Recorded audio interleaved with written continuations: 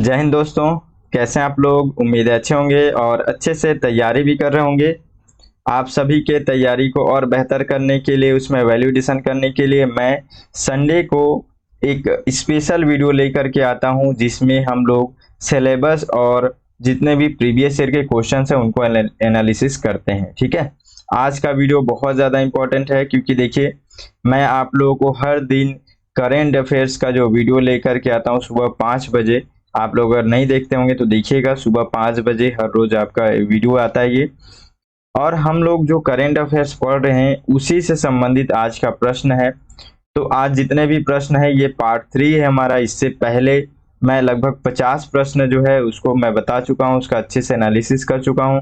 उसमें बहुत सारी चीज़ों को मैं बताता हूँ कि आपको किस तरीके से क्या पढ़ना है, क्या टॉपिक को पढ़ना है, किस तरीके से पढ़ना है। और आज का वीडियो आप लोग पूरा देखिएगा क्योंकि देखिए, मैं आप लोगों को जब भी करंट अफेयर्स पढ़ाता हूं तो मैं आप लोगों को पॉइंट्स बताता हूं कि आपको क्या क्या चीजें ध्यान में रखना चाहिए। आज आप लोग जो पिछला एग्जाम हुआ जिसका पैटर्न अभी बहुत ज्यादा अलग हो गया है, चेंज हो गया है, आज फिर भी आप लोग देखिएगा कि आप लोग जो मैं आप लोगों को जो बता रहा हूँ आप लोग उस पर कितना फोकस कर पा रहे हैं और प्रश्न किस तरीके से बन रहा है करंट अफेयर्स से। ठीक है, तो ये पूरा करंट अफेयर्स बेस्ड जो अभी ये जो मैं आपको बताने वाला हूँ आज का जो वीडियो है, इसमें 2023 में किस तरीके से प्रश्न आया था। ठीक है, जीएस पेपर 1 जो 2023 में अभी यूपीएससी का प्रीलिम्स जो एग्जाम हुआ है उसमें जीएस में किस तरीके से प्रश्न पूछा गया था, वो भी करंट अफेयर्स के अंतर्गत। तो हम लोग उसको देखने वाले हैं। ठीक है, तो ध्यान से पूरा वीडियो देखिए, अच्छे से समझिए। सबसे ज्यादा इंपॉर्टेंट है, मैं आपको हमेशा फोर्स करता हूं कि आप सिलेबस देखिए और प्रीवियस ईयर का क्वेश्चन देखिए। उसी से आपको अच्छे से डायरेक्शन मिलता है कि आपको क्या पढ़ना है, क्या छोड़ना है। ठीक है, तो देखिए हम लोग यहाँ पे करंट अफेयर्स पढ़ रहे हैं, तो करंट अफेयर्स में देखिए किस तरीके से प्रश्न बन रहा है। हम लोग अभी यहाँ पे 51वां प्रश्न देख रहे हैं। ठीक है, देखिए वीडियो को लाइक कमेंट जरूर कीजिएगा, सब्सक्राइब नहीं किए तो कर लीजिएगा। लेकिन लाइक कमेंट जो है उसको करने से थोड़ा मोटिवेशन मिलता है। आप लोग प्यारा सा एक कमेंट कर दीजिएगा, लाइक कर दीजिएगा, वीडियो को कंजूसी मत कीजिएगा, इसमें आप लोगों को कोई चार्जेस नहीं लगता है। ठीक है, चलिए देखते हैं हम लोग पहला यहाँ पे 51वां जो नंबर का प्रश्न है उसको देखते हैं। जननी सुरक्षा योजना के संबंध में निम्नलिखित कथनों पर विचार कीजिए। ये जननी सुरक्षा योजना, ठीक है, देखिए ये सब चीजें अभी आप बोलेंगे ये आज का नहीं है, ये 2005 का जो योजना जो है ये 2005 का योजना है। समझिए कि 2005 और 2023 में कितना डिफरेंस है। ठीक है, लेकिन पूछा गया है। क्यों पूछा गया है? ऐसा नहीं है कि आप फिर ऐसा होगा तो फिर आप मतलब किसी भी योजनाओं को पढ़ने लगे, ऐसा कुछ नहीं है। ठीक है, करेंट में उस तरीके से न्यूज में रहता है तो वहां से वो पूछ लेता है। अब देखिए कि इसके बैकग्राउंड से कैसे प्रश्न पूछे गए। देखिए पहला यहाँ पे आप देखिए पहला पॉइंट, यह राज्यों के स्वास्थ्य विभागों की एक सुरक्षित मातृत्व योजना है। दूसरा, इसका उद्देश्य गरीब गर्भवती महिलाओं में मातृ और नवजात शिशु मृत्यु दर में कमी लाना है। तीसरा, इसका लक्ष्य गरीब गर्भवती महिलाओं के लिए स्वास्थ्य केंद्रों में प्रसव को बढ़ावा देना है। चौथा, इसके उद्देश्यों में 1 वर्ष की आयु तक के बीमार बच्चों को लोक स्वास्थ्य सुविधाएं प्रदान करना है। अब यहाँ पे अलग से उपयुक्त में से कितने कथन सही है? देखिए यहाँ पे थोड़ा ध्यान दीजिएगा, सही है कि सही नहीं है, क्या पूछा जा रहा है उसको ध्यान देना है। ठीक है, अब यहाँ पे आप ऑप्शन देख रहे हैं कि इसमें से केवल एक सही है कि दो सही है कि तीन सही है कि सभी चार सही है। ठीक है, तो इस तरीके से अब इसमें ऑप्शन बन रहा है और आपको जो पॉइंट दिया हुआ है उस पॉइंट को समझिए। ये आपको उद्देश्य से संबंधित पूछा गया है। यहाँ पे आप देख रहे हैं कि आपको किसके थ्रू शुरू, ये जो योजना है किसके थ्रू शुरुआत किया गया। हम लोग जब भी योजनाओं को देखते हैं तो ये सब चीजें पढ़ते हैं, तो इस पे फोकस करना है, मैं ये बताना चाह रहा हूँ। ठीक है, हम लोग आंसर तो मैं आपको बता दूंगा, आंसर माने नहीं रखता है। आपको कैसे आगे चल करके अगला जो 2024-25 का जो तैयारी कर रहे हैं उनके लिए किस तरीके से तैयारी करना है, किस तरीके से किसी टॉपिक को पढ़ना है। तो योजनाओं से संबंधित क्या याद रखना है आपको कि किसके थ्रू उसको चालू किया गया और उसका मेन उद्देश्य क्या है। ठीक है, इसमें मैं आपको हमेशा करंट अफेयर्स में फोकस करता हूं। तो देखिए यहाँ पे जो प्रश्न है आप ये आप देखेंगे कि यह राज्यों के स्वास्थ्य विभागों की एक सुरक्षित मातृत्व योजना है। ठीक है, तो इस तरीके से यहाँ पे बताया जा रहा है, जबकि ये जो है ये ऑप्शन गलत है। देखिए यहाँ पे क्या है, एक चीज और मैं हमेशा आपको पिछली बार हर बार वीडियो में बताया हूँ, आप लोग पिछला वीडियो जरूर देखिएगा, बहुत इंपॉर्टेंट है। अगर आप लोग आज नहीं समझ रहे हैं तो कल के डेट में आपको परेशानी होगा, प्रॉब्लम होगा, मैं बता रहा हूँ। ठीक है, तो वीडियो आपको समय पे आप उसको देखो, समझो, उसको इग्नोर मत करो आप लोग। ठीक है, देखिए ये जो पहला जो ऑप्शन है, इन सबको आपको याद रहना चाहिए, इसमें अलग से आपको समझने के लिए कुछ नहीं है। यदि आपको पता ही नहीं है कि किस विभाग के द्वारा, किस संगठन के द्वारा बनाए गए, तो आप इसमें कुछ लॉजिक नहीं लगा सकते हैं फिर। ठीक है, तो इसलिए आपको याद रखना पड़ेगा, थोड़ा ध्यान रखना पड़ेगा। तो ये जो है ये गलत है, क्योंकि ये जो है ये राष्ट्रीय ग्रामीण स्वास्थ्य मिशन के तहत जो है, इसके अंतर्गत ये योजना लेकर के आया गया था, तो इसलिए ये गलत हो जाएगा। ठीक है, और इस जो योजना है, योजना का जो उद्देश्य है, इस योजना का उद्देश्य आप देख रहे हैं यहाँ पे कि इसका उद्देश्य है कि गरीब गर्भवती महिलाओं में मातृ और नवजात शिशु मृत्यु दर में कमी लाना है। तो ये बिल्कुल सही है। प्लस ये भी है कि गरीब गर्भवती महिलाओं के लिए स्वास्थ्य केंद्रों में प्रसव को बढ़ावा देना है। तो ये दोनों बिल्कुल सही हैं। इसका ये जो उद्देश्य था इस योजना का, ये दोनों ही उद्देश्य था। फिर यहाँ पे 1 वर्ष की आयु के ये बीमार बच्चों के लिए, तो ये भी गलत है। ठीक है, तो इस तरीके से यहाँ पे 2 ऑप्शन सही हैं, तो हम लोगों को यहाँ पे 2 ऑप्शन सही हैं, केवल 2 पे हम लोग को टिक लगाना था। ठीक है, तो इस तरीके से देखिए इसमें कैसे पढ़ना है, आपको क्या क्या चीज़ों को ध्यान रखना है, और योजनाएं भी पूछी जा रही है। मैं आपको योजनाएं जो बताता हूँ उस पर आप लोग फोकस कीजिएगा, इसलिए मैं आपको फोर्सफुली बोलता हूँ उस समय। चलिए अगला प्रश्न देख लेते हैं। देखिए एनीमिया मुक्त भारत, ठीक है, ये सब हमेशा करंट में रहता है, न्यूज में रहता है ना। मैं आप लोगों को ये सब हिंट करते रहता हूँ कि उसको आपको देखना है, समझना है अच्छे से। देखिए यहाँ पे इसको पढ़ते हैं आप। एनीमिया मुक्त भारत रणनीति के अंतर्गत की जा रही स्वास्थ्य व्यवस्थाओं के संदर्भ में निम्नलिखित कथनों पर विचार कीजिए। अब यहाँ पे फिर से अलग अलग टॉपिक्स है। देखिए पहला इसमें क्या है कि इसमें स्कूल जाने से पूर्व प्री स्कूल के जो बच्चे हैं, बच्चों को यहाँ पे बच्चों, किशोरों और गर्भवती महिलाओं के लिए रोग निरोधक कैल्शियम पूरकता प्रदान की जाती है। ठीक है, अब देखिए ये वाले इस एनीमिया मुक्त भारत रणनीति को मैं बहुत अच्छे से आपको समझाया था, बताया था, और जब मैं करंट अफेयर्स पढ़ा रहा था तो उस समय इसको अच्छे से बताया भी था कि एनीमिया मुक्त भारत रणनीति में क्या क्या कार्य किए जा रहे हैं। ठीक है, तो अगर आप लोगों को ध्यान होगा तो अच्छी बात है। देखिए दूसरा यहाँ पे इसमें शिशु जन्म के समय देरी से रज्जु बंद करने के लिए अभी समय चलाया जाता है। और तीसरा यहाँ पे देखिए इसमें बच्चों और किशोरों की निर्धारित अवधियों पर कृमि मुक्त की जाती है। और चौथा देखिए इसमें मलेरिया, हीमोग्लोबिनोपैथी और फ्लोरोसिस पर विशेष ध्यान देने के साथ स्थानिक बस्तियों में एनीमिया के गैर पोषक कारणों की ओर ध्यान दिलाना भी इसमें शामिल है। ठीक है, तो इस तरीके से ये सब पॉइंट्स हैं यहाँ पे। अब आपको यहाँ पे भी आप देख रहे हैं कि एक तरीके से रणनीति योजना सरकार के कार्यों से पूछा गया है ना। तो इसलिए थोड़ा सा गवर्नमेंट की जो भी योजनाएं हैं, मैं आपको, आप लोग जितना भी अभी आप लोग देखते हैं करंट अफेयर्स में, मैं देखिए अगर मैं सही कर रहा हूं तो मैं उसको बोलूंगा ही, बोलना पड़ता है, क्योंकि आप लोगों को मैं अब क्या बोलूं, उस तरीके से आप लोग रुक करके, धैर्य नहीं है आप लोगों में, पूरा देखिए समझिए। ठीक है, बहुत सारे यूट्यूब में बहुत अच्छे अच्छे वीडियोस आते हैं, लोग आजकल बहुत हाई टेक में वीडियो बना रहे हैं, बहुत अच्छे से वीडियो बना रहे हैं, उनके पास उतनी फैसिलिटी है। लेकिन जरूरी नहीं है कि अगर वो लोग जो वीडियो बना रहे हैं और जो मैं अभी सामान्य रूप से मेरे पास भी हो जाए तो मैं भी कुछ समय बाद बनाऊंगा, लेकिन वैल्यू होता है हर चीज का। ठीक है, तो वो वैल्यू जो है आपको यहाँ पे मिल रहा है, तो आपको एक बार रुक करके पूरा देखना चाहिए अगर आप सीरियस प्रिपरेशन कर रहे हैं तो। ठीक है, नहीं तो फिर बाकी लोगों के लिए तो मैं बोल ही नहीं रहा हूँ कुछ।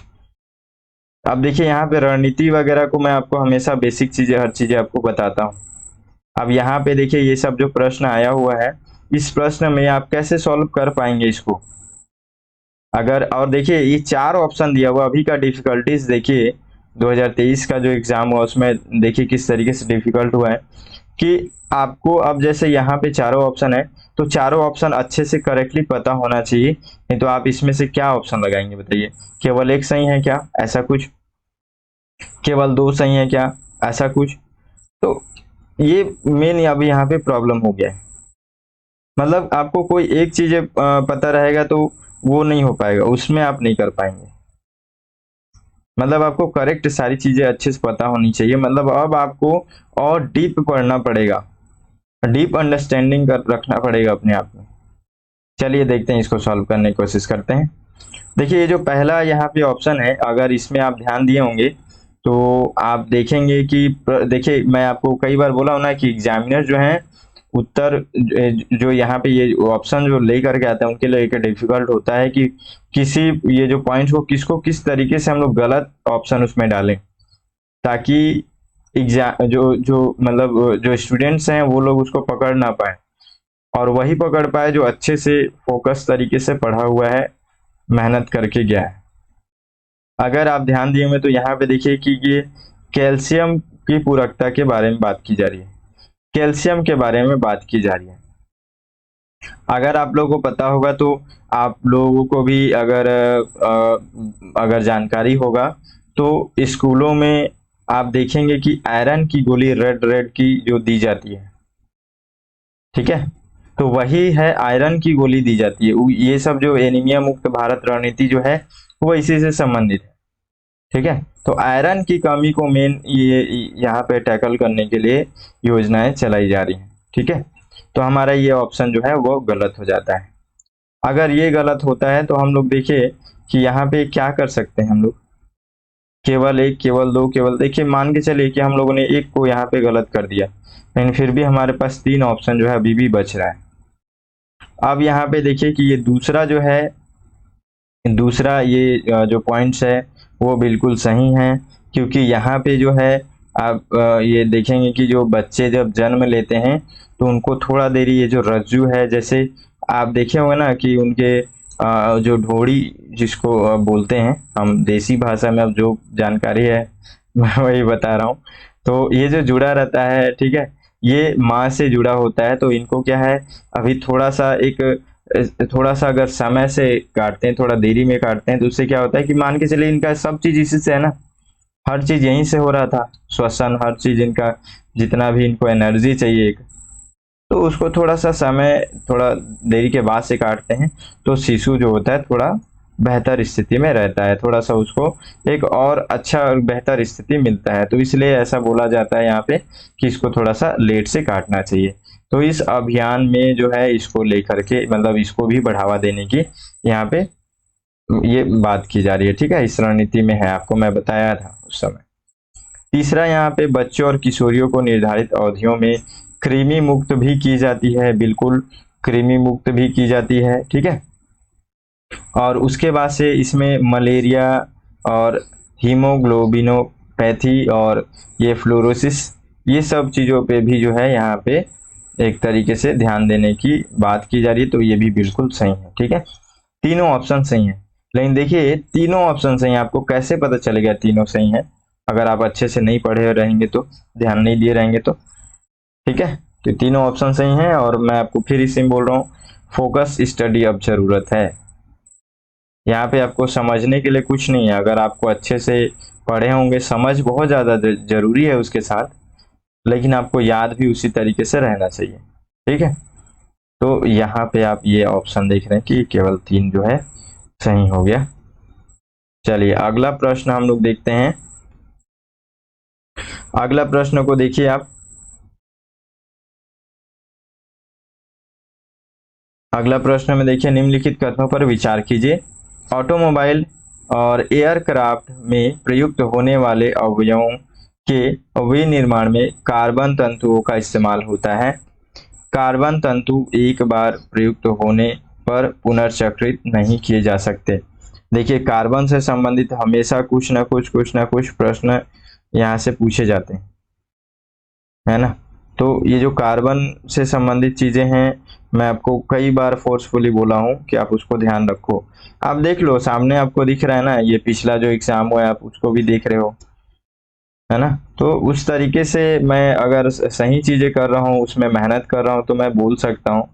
आप लोग इसके लिए बुरा मत मानना, आप ही लोगों के लिए बोल रहा हूँ, ठीक है। अब मैं सही कर रहा हूँ तो लोग मुझसे जुड़े, मैं तो चाहूंगा ही। लेकिन आप क्या सोचेंगे, आपको भी जुड़ना चाहिए, क्योंकि आपके लिए ही कर रहा हूँ ये सब चीज़, आपको समझ में आए। तो आप लोग, जब भी मैं किसी चीज़ को बोलूँ, मैं ये सब बताना इसलिए चाहता हूँ क्योंकि मैं आपको अगर बोल रहा हूँ कि आप ये चीज़ को कर लो, तो उसके बैकग्राउंड को भी दिखा रहा हूँ कि क्यों वो ज़्यादा इंपॉर्टेंट है, क्यों उसको करना ज़रूरी है। तो उसको करो, आपको अगर दिख भी रहा है, यहाँ पे प्रश्न भी बन रहा है तो। अब यहाँ पे जैसे देखिए, दोनों ऑप्शन यहाँ पे आपको दिख रहा है, ठीक है। तो अब यहाँ पे आपको ये जो ऑप्शन है, ऑप्शन के बाद से दो ऑप्शन है, फिर यहाँ पे लिखा हुआ है कि इसमें से कौन सा कथन जो है सही है। अब कौन सा कथन इसमें सही है, तो ऑटोमोबाइल में जो एयरक्राफ्ट में प्रयुक्त होने वाले अवयवों का विनिर्माण में कार्बन तंतुओं का प्रयोग किया जाता है, ठीक है। तो ये बिल्कुल इसमें किया जाता है और ये होता भी है, ठीक है। अब लेकिन यहाँ पे आप देख रहे हैं कि ये दूसरे वाले ऑप्शन में कार्बन तंतु एक प्रकार की जो है प्रयुक्त होने पर ये उसके बाद से उसको पुनर्चक्रित नहीं किया जा सकता है। तो ऐसा नहीं है, बिल्कुल उसको किया जा सकता है, ठीक है।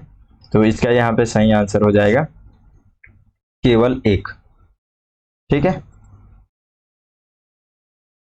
चलिए अगला प्रश्न हम लोग देखते हैं। 54, देखिए 54 आप लोग को दिख रहा है ना। हाँ ठीक है। देखिए अगला प्रश्न 54, निम्नलिखित क्रियाओं पर विचार कीजिए, ठीक है। यहाँ पे देखिए पॉइंट 1, कार क्रैश या टक्कर का जिससे कि एयर बैग लगभग तुरंत फैल जाते हैं, इसका पता लगाना, ठीक है। उसके बाद से लैपटॉप अचानक धरातल पर गिर पड़ने का जिससे कि हार्ड ड्राइव तंतु बंद हो जाना, तुरंत बंद हो जाना का पता लगाना। फिर तीसरा है स्मार्टफोन के झुकाव का जिससे कि पोर्ट्रेट और लैंडस्केप मोड के बीच प्रदर्शन यानी कि डिस्प्ले जो है उसमें घूम जाता है, इसका पता लगाना। तो अब प्रश्न देखिए, प्रश्न किस तरीके से बन रहे हैं यहाँ पे। एक तरीके से एक व्यवहारिक चीजों को यहाँ पे पूछा जा रहा है, ठीक है। तो वो चीज को आप अगर किस तरीके से आप समझेंगे उसको, क्या चीज है ये। आप देखिए यहाँ पे लिख रहा है कि उपयुक्त में से कितनी क्रियाओं में यहाँ पे त्वरणमापी यानी कि एक्सलेरोमीटर, ठीक है, एक्सलेरोमीटर का यहाँ पे एक प्रकार की आवश्यकता है। अब यहाँ पे हिंदी थोड़ा सा इस तरीके से रहता ही है, इसलिए हिंदी को आप कोशिश करें। देखिए हिंदी को या तो आप अच्छे से समझें, ठीक है, या फिर उसको थोड़ा सा इंग्लिश अगर आपको समझ में आ जाता है तो इंग्लिश को समझ लें, ठीक है। और कोई दूसरा रास्ता तो नहीं है इसमें। आप देखिए इसमें जो है ना, ये मतलब ये जो एक्सलेरोमीटर का जो प्रकार है, मतलब उसका कार्य जो है वो कौन कौन से कार्य बताया जा रहा है। तो एक्सलेरोमीटर के अंतर्गत, अब मैं ये सब पॉइंट्स को तो यहाँ पे नहीं समझाऊंगा क्योंकि मैं अभी क्वेश्चन का रिव्यू कर रहा हूँ, और इसमें मेरा उद्देश्य ये है कि आपको क्वेश्चन को बताना, इसको समझाना किस तरीके से प्रश्न पूछा जा रहा है और अगला कैसे तैयारी करना है अगले एग्जाम के लिए। तो वो इम्पोर्टेंट है। यहाँ पे मैं बेसिक चीज़ें नहीं पढ़ा रहा हूँ, इसलिए मैं ये चीज़ें नहीं बताऊंगा। बस क्या सही है गलत है थोड़ा सा मैं उसी पे हिंट दे सकता हूँ, ठीक है। तो ये जो है, ये जो एक्सलेरोमीटर है, यहाँ पे इनका इसका जो कार्य है वो तीनों यहाँ पे कार्य होता है इसमें, ठीक है। 1 2 3 ये तीनों सही है, तो यहाँ पे सभी तीन, ठीक है। चलिए अगला प्रश्न देखते हैं 55, ठीक है। ये है आप देखिए यहाँ पे पुनर्संचरणशील एक्वाकल्चर प्रणाली में जैव निस्यंदकों यानी कि बायोफिल्टर की भूमिका के संदर्भ में निम्नलिखित कथनों पर विचार कीजिए। तो फिल्टर यहाँ पे अब एक तरीके से हम लोग मतलब एक्वा फिल्टर कह सकते हो, ठीक है, या फिर बायो फिल्टर कह सकते हो, ठीक है। नेचुरल जो फिल्टर होता है उसके बारे में यहाँ पे बातें की जा रही है, ठीक। तो अब इसमें देखिए ये सब बेसिक चीजें हैं। देखिए यहाँ पे जैव निस्पंदक बिना खाए हुए मत्स्य चारे को यहाँ पे हटाकर अवशिष्ट उपचार प्रदान करते हैं। ठीक है, पहला पॉइंट। दूसरा देखिए, जैव निस्पंदक जो है यहाँ पे मत्स्य अपशिष्ट में विद्यमान अमोनिया को नाइट्रेट में बदल देते हैं। तीसरा, जैव निस्पंदक जल में मत्स्य के लिए पोषक तत्व के रूप में फास्फोरस को बढ़ाते हैं। क्या चीजें है ये? अब जैव निस्पंदक के बारे में यदि आप बेसिक चीजें जान रहे होंगे तो आप यहाँ पे बता सकते हैं। ठीक है, तो बेसिक चीजें हर जगह पे आपको दिखेगा कि बेसिक चीजें जरूरी होती हैं। अब यहाँ पे ये जो यहाँ पे जो ऑप्शन है, अब यहाँ पे देख लेते हैं कि ये जो ऑप्शन है ये दोनों ऑप्शन बिल्कुल सही है, लेकिन ये ऑप्शन जो है ये गलत है। ठीक है, क्योंकि इसमें आप देखेंगे कि ये लोग को ये जो फास्फोरस जो है ये लोग बढ़ाते नहीं हैं, जैव निस्पंदक जो है ये लोग कम करते हैं। बायो फिल्टर्स जो होते हैं वो जो है वो लोग जैसे कि नाइट्रेट हो गया, ठीक है, ये नाइट्रेट, ये फास्फोरस, अमोनिया, इन सभी को वो लोग कम करते हैं। ठीक है, बढ़ाते नहीं है। तो यहाँ पे आप एक चीज और सोचिए कि एग्जामिनर किस तरीके से आपके, ये बहुत जरूरी है। ठीक है, एग्जामिनर के माइंडसेट को भी देखना जरूरी है। ठीक है, अब यहाँ पे जैसे बताया जा रहा है इसमें कि कितने कथन सही है, तो उसमें से एक ना एक जो है एग्जामिनर को गलत भी ऑप्शन रखना है इसमें। तो किसी चीज को गलत कैसे बनाएगा? देखिए, गलत बनाने का मतलब ये नहीं कि आप वहां पे कुछ भी जोड़ दें। देखिए, सब एक दूसरे से जुड़ा हुआ फील हो रहा है, तो सब एक दूसरे से संबंधित भी रहे, समझिएगा ना। एग्जामिनर एक बार कभी आप खुद किसी प्रश्न को बना करके देखिएगा, आपको तब समझ में आएगा कि आपको किस तरीके से सोचना पड़ता है।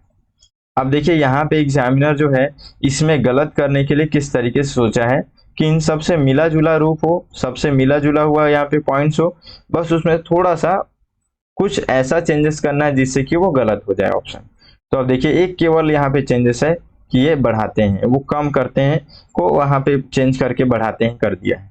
तो समझिए, अगर देखिए कई बार क्या होता है ना कि अब एक एकदम नेचुरल बातें हैं, देखिए ये इस चीज को हर कोई जान रहा है, हम लोग भी जान रहे हैं कि आप जितनी चीजें यहाँ पे पढ़ना है यूपीएससी के लिए, हम लोग हर चीजें नहीं पढ़ पाते हैं, लेकिन कम से कम इसीलिए मैं आपको बहुत ज्यादा पढ़ाने के चक्कर में नहीं रहता हूँ। कम पढ़िए, थोड़ा अच्छे से पढ़िए, बस ये थोड़ा रहता है। अब यहाँ पे जैसे हम लोग को भी पता है, हर किसी को पता है कि हम लोग बहुत सारी चीजें नहीं पढ़ सकते, याद नहीं रख सकते, लेकिन कम पॉइंट पढ़ें और अच्छे से पढ़ें तो हम लोग जो है जितने भी हम लोग अगर प्रश्न देख रहे हैं जो हम लोग को पढ़े अच्छे से, कम से कम उसको बना सकें। अगर वहां थोड़ा फिर भी हम लोग कंफ्यूजन हो ही जाते हैं, क्योंकि एग्जामिनर्स कितना भी पढ़ ले हम लोग तो भी वो लोग थोड़ा सा दिमाग को घुमाने वाला काम करते ही हैं। तो यहाँ पे आपको अगर एग्जामिनर का माइंडसेट समझ में आ रहा है, धीरे धीरे हम लोग एनालिसिस कर रहे हैं, तो कहीं ना कहीं आप किस पे फोकस करेंगे? इस ऐसे ऐसे चीजों पे फोकस करेंगे। ठीक है, आप जैसे देखिए कि ये जैव निस्पंदक जो है वो बिना खाए हुए यहाँ पे मत्स्य चारे को यहाँ पे हटाकर अपशिष्ट उपचार प्रदान करते हैं। ठीक है, यहाँ पे आप देख रहे हैं कि मत्स्य अपशिष्ट में विद्यमान अमोनिया को नाइट्रेट में बदल देते हैं। तो हो सकता है कि एग्जामिनर यहाँ पे भी ऐसा चेंज करे कि नाइट्रेट को अमोनिया में बदल देते हैं या नहीं बदलते हैं, इस तरीके से ऑप्शन दे दे। अब जैसे यहाँ पे बढ़ा देते हैं, तो ऐसे ऐसे पॉइंट्स पे आप थोड़ा सा अगर फोकस करते हैं ना, तो भी आपको थोड़ा आंसर के करीब आ जाते हैं। थोड़ा सा आप सोचने में थोड़ा आपको एबिलिटी आता है कि हाँ यहाँ पे सोचा जा सकता है, कुछ चांसेस मिलते हैं, यहाँ आप थोड़ा फोकस करेंगे तो हो सकता है आपको सही आंसर निकल जाए। ठीक है, तो इस तरीके से भी आपको सोचना है। इसका सही आंसर है दूसरा। अब आगे 56 को देखते हैं।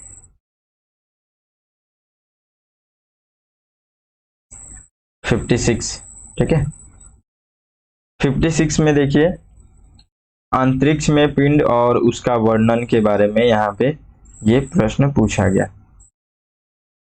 अब इस प्रश्न को आप देखिए कि इसमें किस तरीके से पूछा गया कि अंतरिक्ष में पिंड और वर्णन, यानी कि पहला देखिए इसमें ये सेफिड के बारे में क्या है कि अंतरिक्ष में धूल और गैस के विशाल बादल, सेफिड जिसको कहते हैं। देखिए क्या है, ये वर्ड है, अब वर्ड मैं आपको बोलता हूँ, वर्ड जो है उसको थोड़ा सा उसका बेसिक उसको समझना जरूरी है। अब देखिए यहाँ पे आप अगर सेफिड के बारे में आपको थोड़ा बहुत जानकारी होता तो आप इसका आंसर निकाल सकते हैं। फिर निहारिकाएं, निहारिकाएं क्या है? तारे जो आवर्ती रूप से यहाँ पे जलते बूझते हैं। फिर पल्सर, न्यूट्रॉन तारे जो कि तब बनते हैं जब विशाल तारों का ईंधन खत्म हो जाता है और उनका यहाँ पे निपात हो जाता है। तो यहाँ पे देखिए कि कितने सही सुमेलित हैं, सही सुमेलित जितने लोग हैं उनको यहाँ पे देखना है, और मतलब कितने लोग हैं उसमें जो सुमेलित हैं उनको हम लोग को खोज करके निकालना है और ऑप्शन में बताना है कि केवल एक सही है कि मतलब केवल एक सुमेलित है कि दो सुमेलित है कि सभी तीन या फिर कोई नहीं। अब इस तरीके का प्रश्न में मैं आपको फिर से वही बोल रहा हूँ कि इस तरीके का जो वर्ड है, जहाँ पे आपको वर्ड नहीं समझ में आए उसका थोड़ा सा वर्ड को थोड़ा सा उसको विस्तार से उसका मीनिंग समझ लो, उसके बारे में थोड़ा सा समझ लो। अब देखिए यहाँ से प्रश्न बना हुआ है, और एक चीज और देखिए, हो सकता है वीडियो लंबा जाएगा ना, वीडियो लंबा जाएगा और मैं स्लो मोशन में ही पढ़ाऊंगा, मैं ऐसे ही पढ़ाऊंगा। आप लोगों को भले ही आज के डेट में थोड़ा सा लगे कि आप कर सकते हो, वीडियो को फास्ट भी कर सकते हो, आपके ऊपर है, लेकिन आज आप लोग हड़बड़ाएंगे ना तो कल के डेट में आप लोग आगे चल करके आप लोगों को यही होगा कि मतलब आपका समय तो वैसे भी बहुत निकल रहा है, तो जहाँ पे आपको समय लगाना वहाँ लगाइए। ये सब चीज़ आराम वाली चीज़ें हैं, जितना आराम से धैर्य से सुकून से पढ़ेंगे उतने लंबे समय तक आपके दिमाग में बैठेगा। ये हड़बड़ाने वाला चीज़ नहीं है, मूवी नहीं है, शॉर्ट वीडियोस नहीं है, ठीक है। तो ये अलग लेवल का चीज़ है, इसको अलग रखिए, इसके लिए थोड़ा धैर्य बना के रखिए लास्ट तक, पूरा जब तक आपका ये वीडियो चलता है, ठीक है। तो यहाँ पे आप देखेंगे कि जो जो ये सेफिड है, सेफिड पहला ऑप्शन देखेंगे, पहला ऑप्शन बिल्कुल सही है, बाकी ऑप्शन जो है ये ऑप्शन जो है ये गलत है, क्योंकि ये जो निहारिकाएं हैं एक तरीके से ये एक मतलब तारे नहीं है, ठीक है। आप कई बार निहारिकाएं इस तरीके सुने होंगे, तो ये धूल और गैस का एक विशाल बादल के रूप में होता है, तो वो उस तरीके से कुछ जैसे यहाँ पे बताया जा रहा है, देखिए ऑप्शन किस तरीके से गलत बनाया गया है, ठीक है। तो उसी तरीके से आप थोड़ा सा अगर ध्यान रखे होंगे तो आपको यहाँ पे दिखेगा कि हाँ इस ऑप्शन को ऐसा गलत किया गया है, ठीक है। अब यहाँ पे आप देखिए कि ये वाला जो है पल्सर जो है, ये बोला जा रहा है कि न्यूट्रॉन तारे जो तब बनते हैं जब विशाल तारों का ईंधन खत्म हो जाता है और उनका निपात हो जाता है, तो इस तरीके से यहाँ पे बोला जा रहा है। जबकि ये जो है ये पल्सर के बारे में, इसमें आप देखेंगे कि जो एक यहाँ पे ये पल्सर जो है वो घूर्णन जो कर रहे हैं, ये जो न्यूट्रॉन्स जो घूर्णन करते रहते हैं, ठीक है। लगातार आप देखेंगे कि पूरे ब्रह्मांड में इस तरीके से आपको हर जगह पे जो है इनका एक घूर्णन करते हुए, ठीक है, दिखेंगे हर तरफ, मतलब वो फैले रहते हैं एक अंतराल में, ठीक है। तो मतलब उनके बीच में एक तरीके से यहाँ पे मतलब न्यूट्रॉन्स के बीच में, ठीक है, ये एक प्रकार के तारे होते हैं, ठीक है। यहाँ तो बोला ही जा रहा है न्यूट्रॉन जब तारे जो न्यूट्रॉन तारे जो तब बनते हैं जब विशाल तारों का ईंधन खत्म हो जाता है। तो इस तरीके की यहाँ पे बातें की जा रही है कि ईंधन खत्म हो जाने के बाद से ये न्यूट्रॉन तारे बनते हैं, जबकि ऐसा नहीं होता है। इनमें एक विकिरण के मतलब एक स्पंदन के रूप में होता है ये, मतलब तब जा करके ये बनते हैं, ठीक है ना। थोड़ा सा इसमें आप बीच बीच में कुछ कुछ चीजें ऑप्शन जो है उसको गलत बनाने का ये लोग प्रयास करते हैं, उसी को थोड़ा ध्यान रखना है, ठीक है। बाकी आप लोग ये सब चीज़ों को अच्छे से पढ़ेंगे। अब ये सब को पढ़ने की ज़रूरत नहीं है, यहाँ पे हम लोगों को क्या पढ़ना है कि अब ऐसे रिलेटेड अगर कुछ भी चीज़ें हम लोग साइंस टेक में पढ़े हैं तो हम लोग थोड़ा सा उसके जो छोटे छोटे इस तरीके के वर्ड हैं उस वर्ड को थोड़ा सा पढ़ें अच्छे से, ठीक है। तो चलिए आगे देखते हैं हम लोग 57। देखिए हम लोग लगातार मैप हर दिन देखते हैं, तो उस मैप में देखिए यहाँ पे कि निम्नलिखित देशों में से किस एक के पास जो है अपनी उपग्रह यहाँ पे मार्ग निर्देशन यानी कि नेविगेशन प्रणाली है। ठीक है, तो इस तरीके से प्रश्न अब बन रहे हैं। तो यहाँ पे आप देखेंगे नॉर्मली इसमें एकदम सीधा सीधा करंट का प्रश्न है कि किसके पास है। तो अभी हम लोगों ने अगर आपको ध्यान दिए होंगे तो ये जापान के पास है। ठीक है, कुछ ज़्यादा नहीं है, आपको याद है, आप करंट अफेयर्स पढ़ रहे हैं तो आपको उतना क्लियर रहेगा। तुरंत ऑप्शन में टिक करेंगे और आगे बढ़ेंगे। ठीक है, अब यहाँ पे देखते हैं 58 निम्नलिखित कथनों पर विचार कीजिए। इसमें देखिए कि 58 में आप इसमें प्रश्न को एक बार देखेंगे कि ये जो बैलिस्टिक मिसाइल है, बैलिस्टिक मिसाइल अपनी पूरी उड़ान में अवध्वनिक चाल पर प्रधानोदित होते हैं, जबकि क्रूज मिसाइल केवल उड़ान की आरंभिक चरण में रॉकेट संचालित होते हैं। फिर यहाँ पे अग्नि 5 जो मध्यम दूरी की पराध्वनिक क्रूज मिसाइल है, जबकि ब्रह्मोस ठोस ईंधन चलित अंतर महाद्वीपीय बैलिस्टिक मिसाइल है। आपको अगर याद होगा तो हम लोग चंद्रयान 3 पढ़े थे, उसके बाद से चंद्रयान 2, उन सभी को मैं कंपेयर करके हर चीज़ें मैं उसमें बताया था आपको। उसमें जो जो इम्पोर्टेंट पार्ट्स यूज किए गए हैं उनके बारे में भी मैं अंतर करके आपको बताया था। अब देखिए यहाँ पे भी अंतर करके प्रश्न पूछा गया है। तो अगर आपको ये सब चीज़ों के बारे में भी थोड़ा सा बेसिक जानकारी होगा तो ही आप बना पाएंगे। तो ऐसे प्रश्न जो हैं इनका बेसिक चीज़ें भी, बेसिक समझ भी बहुत ज़रूरी है। ठीक है, अब ये जो प्रश्न है, इस प्रश्न में आप देखेंगे, ये ऑप्शन आपको नहीं दिख रहा होगा शायद पूरा, एक मिनट, सी तक दिख रहा है ना आपको, तो एक डी है यहाँ पे ऑप्शन। तो यहाँ पे ये जो बताया जा रहा है इसमें मतलब दोनों में से कोई भी ऑप्शन यहाँ पे सही नहीं है। ठीक है, अब कोई सही नहीं है तो हम लोग चर्चा नहीं करेंगे, लेकिन हाँ इस तरीके से प्रश्न पे कहीं ना कहीं एग्जामिनर्स जो है वो चर्चा कर रहे हैं, उसमें सोच रहे हैं। तो आप लोग कभी भी थोड़ा सा उसके बेसिक चीज़ों को अंतर करके समझें उसको। ठीक है, 58 हो गया। 59 देखते हैं, पारा प्रदूषण के बारे में इसमें प्रश्न यहाँ से पूछा गया है। पारा प्रदूषण, ठीक है, पारा प्रदूषण में आप देखिए इसको कि पारा प्रदूषण के बारे में निम्नलिखित कथनों पर विचार कीजिए। पहला पॉइंट, ये स्वर्ण खनन गतिविधि विश्व में पारा प्रदूषण का एक स्रोत है। दूसरा, कोयला आधारित ऊष्मीय शक्ति संयंत्र यानी कि थर्मल पावर प्लांट से पारा प्रदूषण होता है। तीसरा, पारा के संदर्भ में आने वाले कोई ज्ञात सुरक्षा स्तर नहीं है। ठीक है, तो देखिए पारा के बारे में, पारा प्रदूषण एक यहाँ पे एक तरीके से करंट का न्यूज है ये। अब वहां से आपको क्या पूछा गया, वहां से अब उसके बेसिक चीजों से प्रश्न पूछा गया है। ठीक है, अगर आपको पारा के बारे में इस तरीके से आप पढ़ रहे हैं, अभी भी आपके पास समय है कि आप करंट अफेयर्स को कुछ इस तरीके से पढ़ना कोशिश करें। और एक चीज़ आप लोगों को मैं ये चीज़ बताना चाहता हूँ, करंट अफेयर्स में भी कई बार बोलता हूँ, देखिए सब बोलने की ज़रूरत नहीं है, लेकिन सही मायने में ये सब जो बोलते हैं हम लोग, जैसे ये जो मैं आपको बताता हूँ ना, ये मेन चीज़ें हैं, ये आपको डायरेक्शन देते हैं।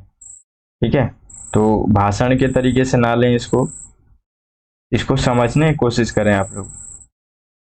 कि आप जैसे देख रहे हैं कि अभी न्यूज़पेपर पढ़ना इम्पोर्टेंट नहीं है। न्यूज़पेपर हम लोग इसलिए पढ़ते हैं क्योंकि हम लोग को करंट अफेयर्स पढ़ना है। इस बात को थोड़ा सा माइंड में रखिए। ठीक है, आप लोग न्यूज़पेपर के पीछे पढ़ते हैं, न्यूज़पेपर बहुत सारे हैं, न्यूज़पेपर के अंदर हम लोग जो मेन मटेरियल है जो हमारे लिए इम्पोर्टेंट है उसको हम लोग पढ़ने के लिए न्यूज़पेपर पढ़ रहे हैं। तो यदि मैं आपको न्यूज़पेपर ले करके दे रहा हूँ, मतलब न्यूज़पेपर नहीं है वो, मैं करंट अफेयर्स पे फोकस करता हूँ, चाहे वो किसी भी न्यूज़ में हो। ठीक है, द हिंदू हमेशा से इम्पोर्टेंट है, लेकिन द हिंदू में अगर कोई चीज़ें अभी कंप्लीटली नहीं आई हुई है, चाहे बहुत सारे उसमें जो है कुछ चीज़ें इंपॉर्टेंट है, कुछ नहीं है, तो वहाँ पे मैं दूसरा चीज़ ऐड करके आपको दे रहा हूँ, ना कि मैं केवल द हिंदू को आपको ऐसे न्यूज़पेपर दिखा करके उसको मैं इसी में टाइम पास कराते रहूँ। तो ये उद्देश्य नहीं है मेरा। आप लोग एक बार वीडियो को पूरा अच्छे से देखिए, द हिंदू को समझिए पूरा, ठीक है। अभी शुरुआत है तो थोड़ा बहुत हो सकता है कि मैं आपको बहुत अच्छे से बेहतर तरीके से नहीं कर पा रहा हूँ, लेकिन मेरा पूरा विश्वास है कि मैं कुछ समय के बाद जो है बहुत अच्छे से और बेहतर कर पाऊंगा, ठीक है। अब ये जो है यहाँ पे पारा प्रदूषण के बारे में आप देखेंगे कि ये यहाँ पे तीनों ऑप्शन सही हैं, लेकिन ये तीनों ऑप्शन सही करने के लिए आपको अच्छे से पढ़ना पड़ेगा पारा प्रदूषण के बेसिक के बारे में, इस तरीके के टॉपिक को, है ना। प्रदूषण से कोई भी चीज नया वर्ड आता है तो उस वर्ड को थोड़ा सा समझिए, इंपॉर्टेंट होता है। इसमें जो है तीनों सही है, तो ये 659 हो गया। अब हम लोग देखेंगे 59 60, ठीक है। अगला देखिए प्रश्न, 60वां प्रश्न देखिए, हरित हाइड्रोजन के संदर्भ में। देखिए आपको पारा प्रदूषण दिखा, हरित हाइड्रोजन दिखा, ये केवल वर्ड है, छोटे छोटे वर्ड हैं, बस इन वर्ड्स के बेसिक चीजों को आपको समझना है। फिर से वर्ड से प्रश्न बना यहाँ पे, हरित हाइड्रोजन करेंट में इस तरीके का जो है वर्ड हमेशा चर्चे में रहता है, तो उन्हीं के बारे में आपसे प्रश्न भी पूछ लिया है हरित हाइड्रोजन के बारे में। इससे यहाँ पे पूछा गया है कि इससे आंतरिक दहन के रूप में ईंधन के रूप में सीधे इस्तेमाल किया जा सकता है। ये कीड़ा उड़ते हुए आ गया था इसलिए डिस्टर्ब हो गया। चलिए देखते हैं, यहाँ पे पहला ऑप्शन है, इसे आंतरिक दहन के लिए ईंधन के रूप में सीधे इस्तेमाल किया जा सकता है।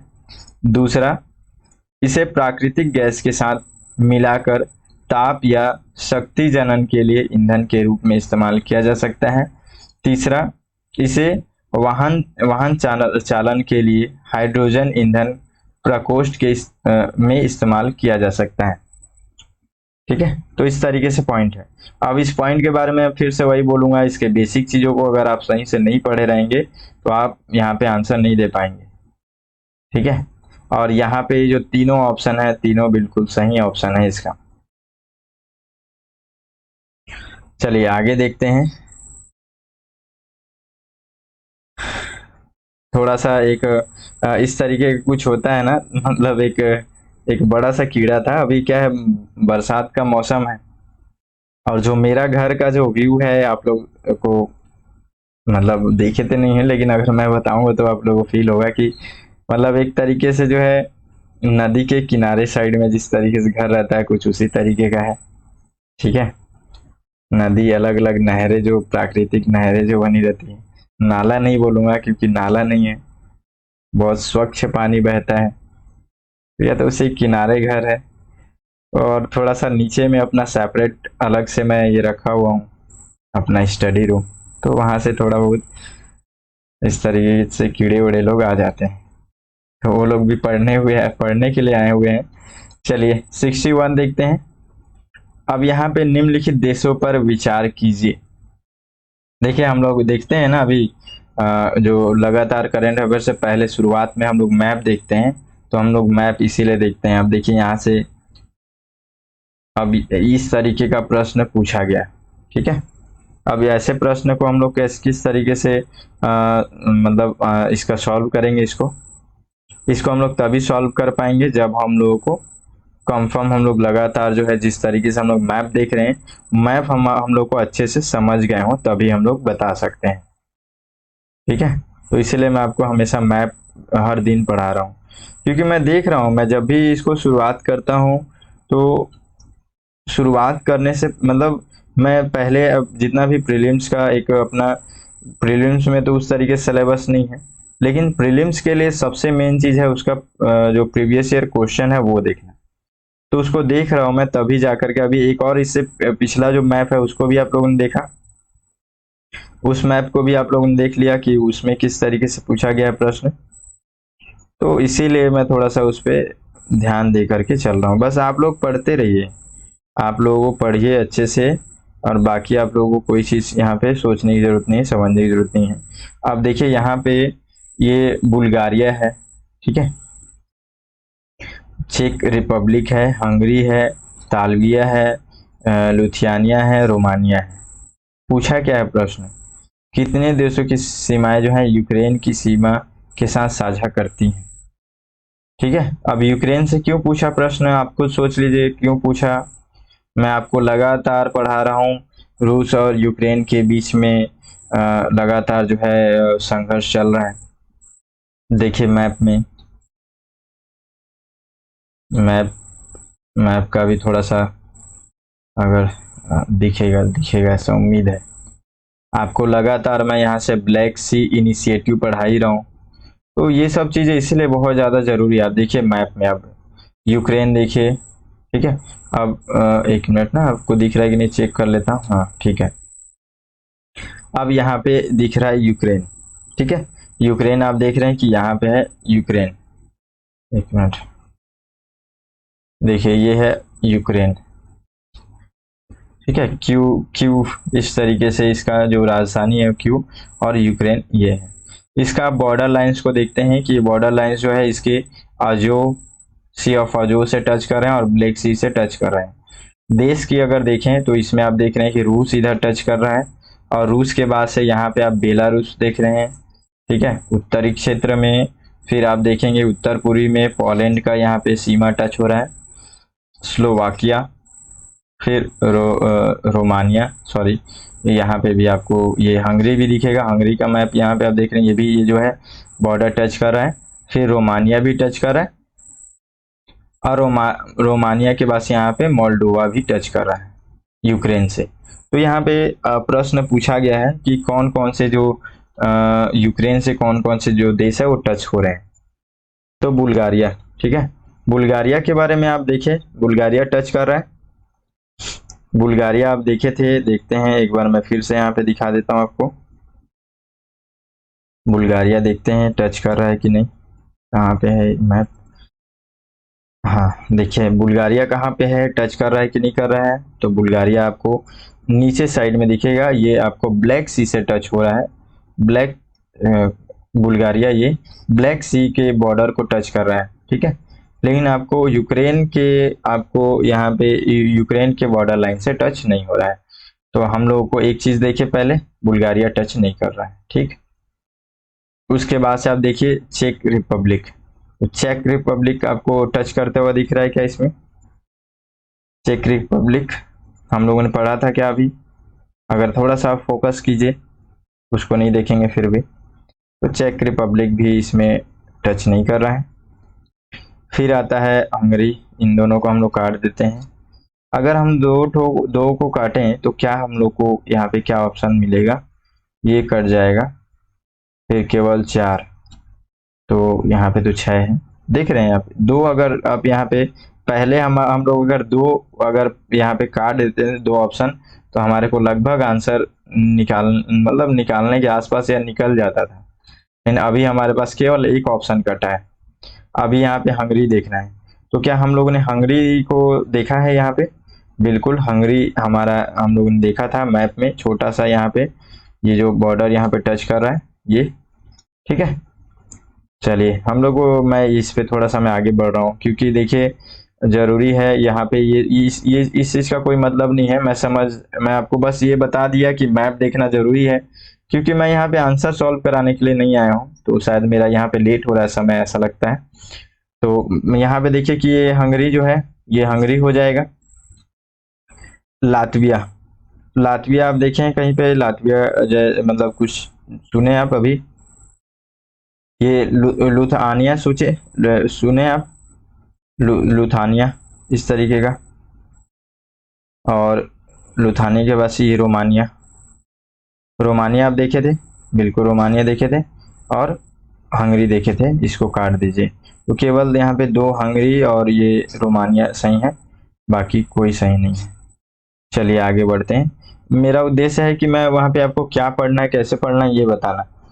उसमें सॉल्व करने में समय वो लग रहा था, और हम लोग तो मैप रोज देख ही रहे हैं। चलिए हम लोग अब आगे देखते हैं। यहाँ पे 62 प्रश्न देखते हैं। इस 62 प्रश्न में किस तरीके से प्रश्न पूछा गया है।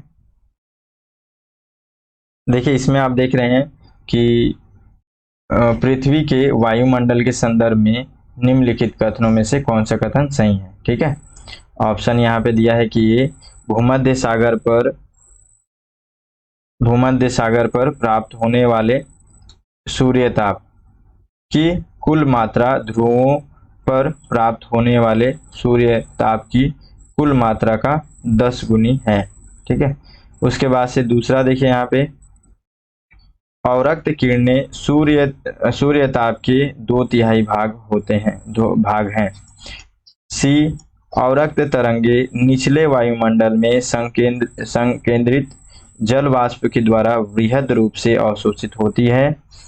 यहाँ पे डी, अवरक्त तरंगे सौर विकिरण की विद्युत चुंबकीय तरंगों के दृश्यमान स्पेक्ट्रम के भाग हैं। तो आप देखिए यहाँ पे वायुमंडल से संबंधित किस तरीके से आपको प्रश्न पूछा जा रहा है। अब इस तरीके के प्रश्न को आपको ध्यान में रखना होगा, ये जो अब जरूरी हो गया ना, क्योंकि आप देख रहे हैं किस तरीके से प्रश्न पूछ लिया। अब इस तरीके का प्रश्न के लिए वायुमंडल को जो आप पढ़ेंगे कभी भी, तो थोड़ा सा उसको अच्छे से पढ़ लेंगे। ठीक है, अब यहाँ पे देखिए कि पहला ऑप्शन, यहाँ पे देखिए पहला ऑप्शन देख रहे हैं आप कि एक मिनट ना,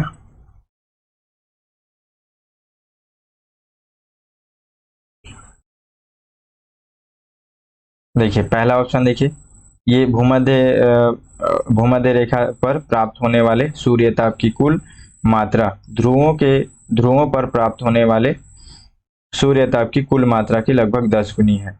तो ये बिल्कुल गलत है, ऐसा कुछ नहीं है। इसमें से हम लोग को केवल ये मतलब इतना ही में हम लोग को 4 ऑप्शन है, केवल एक उसमें से सेलेक्ट करना कि कौन सा सही है। सही है, यहाँ पे सही पूछा गया है, तो सही को हम लोग को देखना है। यहाँ पे देखिए अवरक्त किरणें सूर्यताप लगभग 2/3 यहाँ पे भाग है। तो एक चीज और मैं यहाँ पे आपको ये बताने के लिए ही सोच रहा था कि देखिए ये 10 गुनी है। देखिए एक अनुमान है ना, जरूरी नहीं है कि वो सही हो, लेकिन एक अनुमान है। बहुत सारे ऐसे प्रश्नों को एनालिसिस करने से पता चला, और लगभग मैं ये सब चीज़ों को आगे चल करके एक साथ हर चीज़ों को मैं कभी बताने की कोशिश करूँगा। देखिए यहाँ पे आप लोग देख रहे हैं कि कुछ इस तरीके का पॉइंट है, नंबर है। यहाँ पे भी 2/3 इस तरीके का कुछ है पॉइंट। तो लगभग ज़्यादातर ऐसे चांसेस होते हैं जहाँ पे जो यूपीएससी का प्रश्न होता है वो लगभग गलत होता है। ठीक है, तो ये थोड़ा सा आप ध्यान रखेंगे, तो इससे क्या होगा, 2 ऑप्शन आप काट सकते हैं। यदि आपको बिल्कुल नहीं आ रहा है, रेयर कंडीशन है ना, कोई इसमें कुछ ऐसा नहीं बोल रहा हूँ कि हमेशा ऐसा होता है। रेयर कंडीशन है जब आपको रिस्क लेना पड़े, आपके पास आपको इस तरीके से अभी इसका तैयारी नहीं कर पाए थे, या आपको इसको सॉल्व करना है, कुछ पता है कुछ नहीं पता है, तब आप ऐसा स्थिति में कर सकते हैं। ठीक है, तो इसमें जो है यहाँ पे सही आंसर जो होगा तीसरा, कि अवरक्त तरंगे जो होंगे वो निचले वायुमंडल में संकेंद्रित जल वाष्प पर मतलब वृहद रूप से अवशोषित होती है। ठीक है, 62 हो गया। 63, अब 63 देखिए, ये अपना उष्णकटिबंधीय वर्षावनों के बारे में पूछा गया प्रश्न है, और इसमें कथन दिया हुआ है। तो देखिए कथन, निम्नलिखित कथनों पर विचार कीजिए। कथन एक में देखिए, उष्णकटिबंधीय वर्षावनों की मृदा पोषक तत्वों से भरपूर होती है। देखिए कथन एक जो है, ये कथन टाइप का जो प्रश्न आ रहा है उसमें आप देखेंगे कथन एक लगभग यहाँ पे मतलब सही रहता है, और जो ये कथन 2 रहता है इसी में मेन प्रॉब्लम होता है। तो उष्णकटिबंधीय वर्षावनों में उच्च ताप और यहाँ पे आर्द्रता के कारण मृदा में विद्यमान मृत जैव पदार्थ का द्रुत अपघटन होता है। अब इस तरीके से प्रश्न है और पूछा गया है कि कथन के बारे में लिखित कथनों में से कौन सा यहाँ पे एक सही है। अब आपको ऑप्शन दिया गया है, ऑप्शन देखिए किस तरीके से बनाया गया है। कथन 1 और कथन 2 दोनों सही हैं, तथा कथन 2 जो है वो 1 की सही व्याख्या है। फिर यहाँ बी देखिए कि कथन 1 और कथन 2 दोनों सही है तथा कथन 2 कथन 1 की सही व्याख्या नहीं है। व्याख्या के ऊपर फोकस किया गया, देखिए यहाँ पे व्याख्या, ठीक है, व्याख्या। अब देखिए यहाँ पे कि कथन 1 सही है किंतु कथन 2 गलत है, और फिर यहाँ पे कथन 1 गलत है किंतु कथन 2 सही है, ठीक है। तो अब यहाँ पे इस तरीके से कथन दे दिया गया है। अब कथन में आपको इस तरीके से अभी लगभग प्रश्न नहीं था, लेकिन ये रीजनिंग तरीके से बनाया जा रहा है। तो इसमें आप देखेंगे कि जो उष्णकटिबंधीय वर्षावनों में मृदा पोषक तत्वों से भरपूर होती है, इस तरीके का जो है यहाँ पे ऑप्शन इसमें नहीं है, ठीक है। मतलब इसका जो है ये आप देखेंगे कि व्याख्या जो है यानी कि डी इसका सही आंसर होगा। ये उष्णकटिबंधीय वर्षावनों के उच्च ताप और आर्द्रता के कारण जो है मृदा में विद्यमान मृत जैव पदार्थ का द्रुत अपघटन होता है, ठीक है। चलिए आगे देखते हैं। 63, 64 देखते हैं। ये भी कथन कारण वाला प्रश्न है यहाँ। इसमें देखिए इसमें क्या पूछा गया है। निम्नलिखित कथनों पर विचार कीजिए। कथन 1, ग्रीष्म ऋतु में महाद्वीपों और महासागरों के बीच तापमान विपर्यास शीत ऋतु की अपेक्षा अधिक होता है। कथन 2, जल की विशिष्ट ऊष्मा भूपृष्ठ की विशिष्ट ऊष्मा की अपेक्षा अधिक होती है, ठीक है। इस तरीके से अब यहाँ पे कथन और मतलब 2 कथन है। अब हम लोग को उसमें देखना है कि क्या सही होगा। अब यहाँ पे सही पूछा गया है। देखिए कथन सेम कथन है, वही जो कथन हम लोग अभी देखे उसमें भी वही उसी तरीके से रहेगा। एक कथन 1 सही है और जो दूसरा है दूसरे कथन की सही व्याख्या करता है। एक कथन सही है, दूसरी कथन जो है उसकी व्याख्या गलत करता है। एक कथन सही है, एक कथन गलत है, और एक कथन गलत है, एक कथन सही है। इस तरीके से यहाँ पे पूछा गया है। अब यहाँ पे आपको देखना है कि इसमें तो आपको ये जो है कथन 1 जो है ये सही ऑप्शन है, कथन 1 जो है सही है और दोनों की व्याख्या भी सही है। लेकिन बात यहाँ पे ये आता है कि आप इसको सही करेंगे कैसे। जैसे यहाँ पे भी देखिए आप उसमें भी सही कैसे करेंगे। फिर वही चीज है यहाँ पे कि आप देख रहे हैं कि ज्योग्राफी अगर आप देखेंगे तो अगर ज्योग्राफी में आप किस तरीके से यहाँ पे प्रश्न बन रहा है उस प्रश्न को देखते हुए आपको उस हिसाब से तैयारी करना पड़ेगा, है ना। तो कहीं ना कहीं अब थोड़ा सा मतलब कंपेयर करके पढ़ने का आदत आपको डालना जरूरी है, ठीक है। जब भी आप पढ़ेंगे थोड़ा सा कंपेयर करके पढ़ेंगे। और लगभग आप देखेंगे कि जैसे पूछा जा रहा है यहाँ पे क्या है कि देखिए ऋतुएं हैं और ऋतुओं का प्रभाव जो है महाद्वीपों और महासागरों के बीच में किस तरीके से इनका एक प्रभाव पड़ता है। तो लगभग हम लोग इसमें कंपेयर करके ही पढ़ते हैं। तो प्रश्न भी ऐसा नहीं बना है कि जहां से नहीं बनना चाहिए था, प्रश्न भी वहीं से बना है। आप अगर उस तरीके से पढ़ते होंगे फोकस करके, क्योंकि नेचुरली ऐसा पढ़ना भी चाहिए।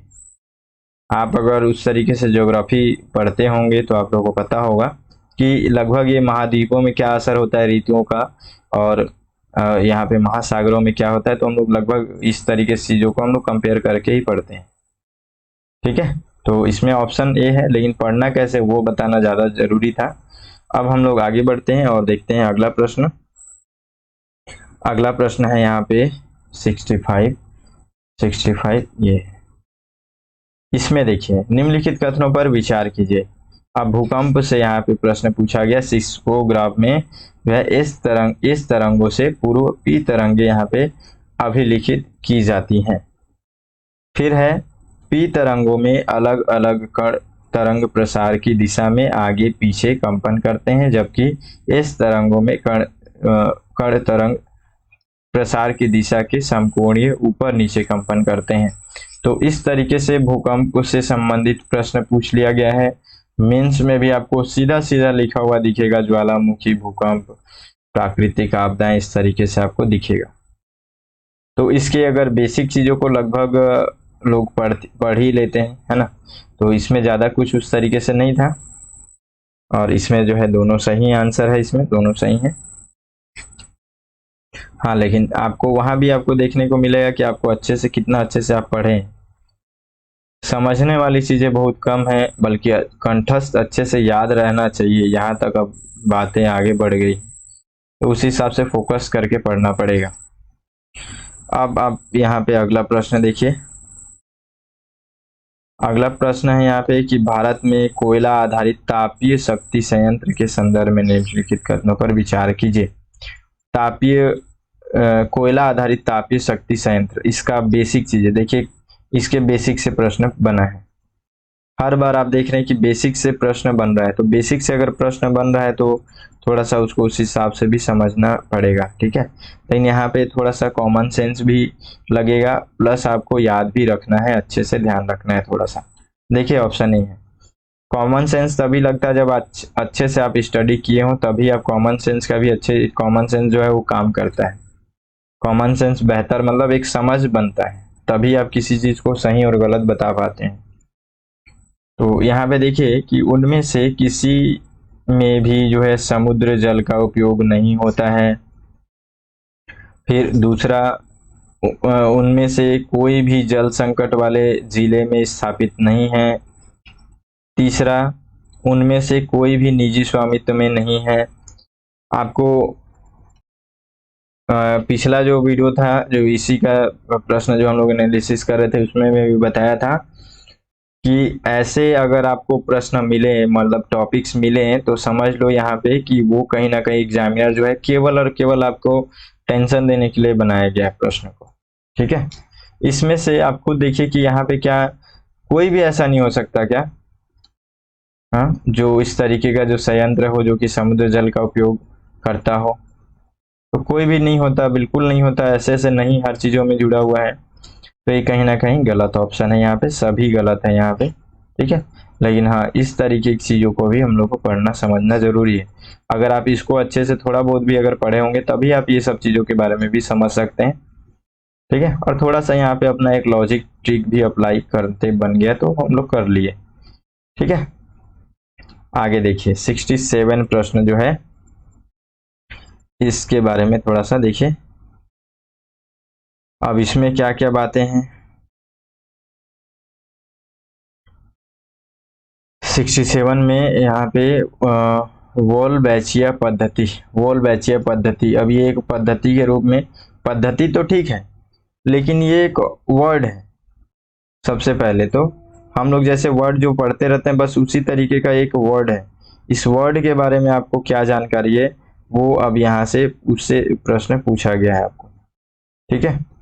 तो इसमें देखिए क्या पूछा गया है कि वोल्वेचिया जो कभी कभी निम्नलिखित में से किस संदर्भ में यहाँ पे उल्लेख होता है। तो ये क्या है, करंट में इस तरीके की पद्धति वगैरह चल रहा था तो उसको यहाँ से पूछ लिया गया है। अब वो क्या है उसके बारे में पूछा गया।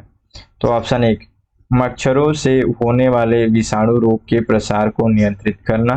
बी, शेष सस्य यानी कि क्रॉप रेजिड्यू के संवेष्टन सामग्री बनाना।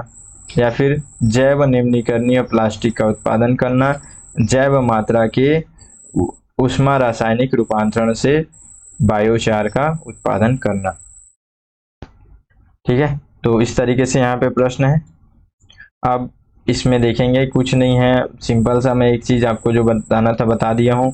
इस तरीके का वर्ड हमेशा आप देखिए, बार बार कितने सारे प्रश्न आ गए, तो ठीक है। तो करंट अफेयर्स में अगर इस तरीके का चीजें भी दिखे तो वहां भी आप थोड़ा सा उसके बेसिक चीजों पे ध्यान देंगे। तो ऐसे पद्धति वगैरह में यही सही है, इसका ऑप्शन ए सही है। चलिए आगे 68 देखते हैं।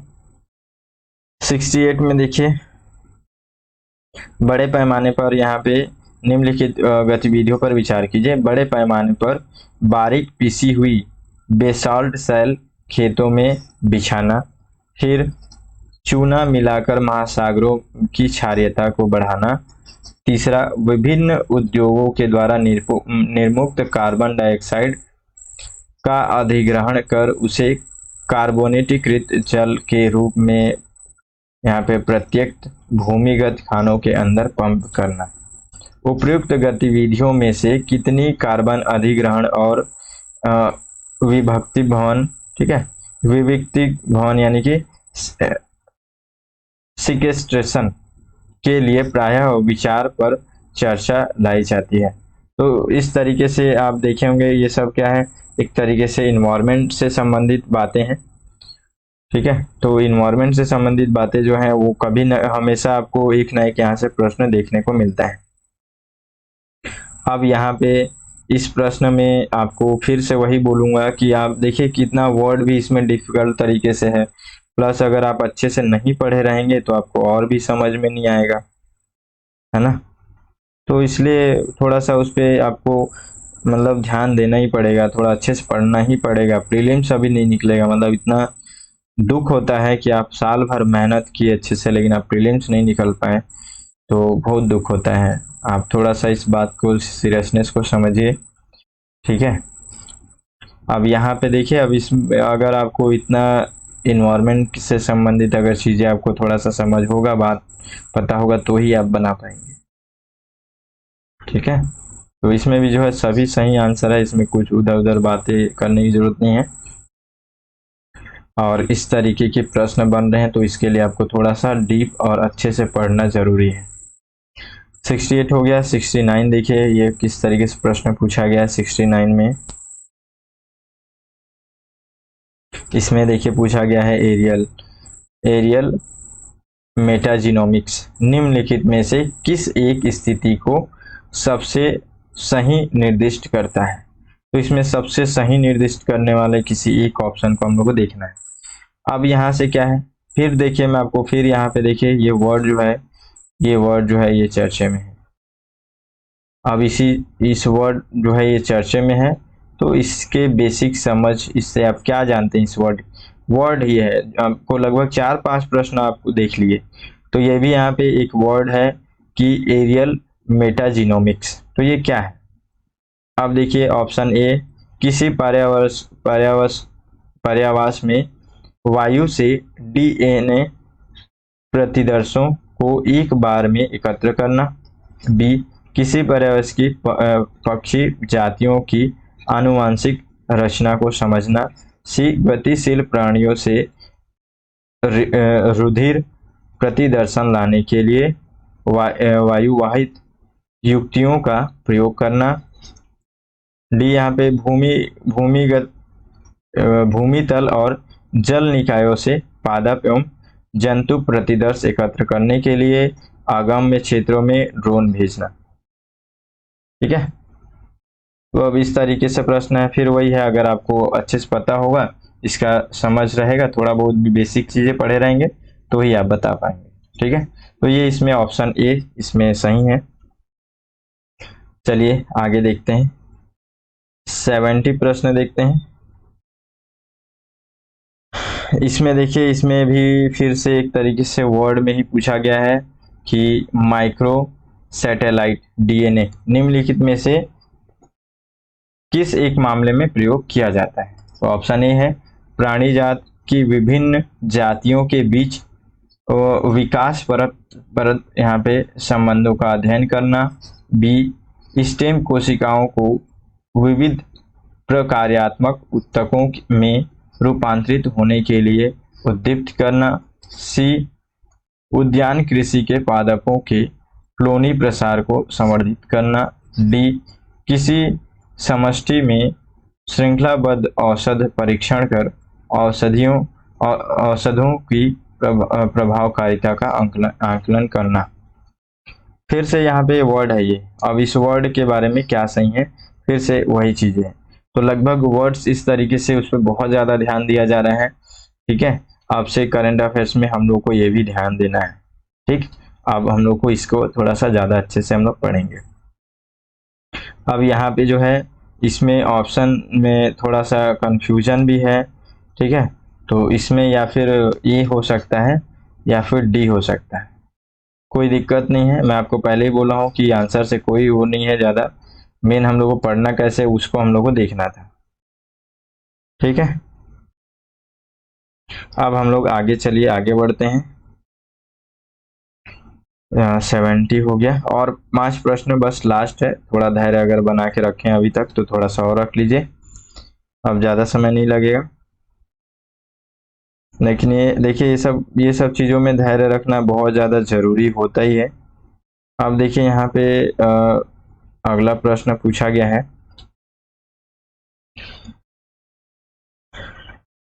भारत के संदर्भ में निम्नलिखित कथनों पर विचार कीजिए। सूक्ष्म, लघु और मध्यम उद्यम विकास अधिनियम 2006 के अनुसार जिनके संयंत्र और मशीनरी में निवेश, यहाँ पे निवेश 15 करोड़ रुपए से 25 करोड़ रुपए के बीच है, वे मध्यम उद्यम है। एमएसएमई के बारे में नॉर्मली हम लोग जो बेसिक पढ़ते हैं, अगर आप लोगों ने पढ़ा होगा तो आपको तुरंत समझ में आ जाएगा। और ये उस समय करंट में भी था, करंट में लगातार चर्चे में था, क्योंकि इसमें कुछ चेंजेस किया गया था। ठीक है, तो इसलिए यहाँ पे पूछ लिया गया है। अब अगला देखिए, सूक्ष्म, लघु और मध्यम उद्यमों के को दिए गए सभी बैंक ऋण प्राथमिकता क्षेत्र के अधीन अर्ह हैं। ठीक है, तो इसमें से कौन सा कथन सही है पूछा गया है। तो इसमें जो आंसर यहाँ पे है वो ऑप्शन ए जो है वो सही आंसर हो जाएगा। ठीक है, अब आगे चलिए, आगे देखते हैं। और एक चीज और देखिए, सुधार तो किया गया, लेकिन ये देखिए कब अधिनियम है, 2006 के अनुसार।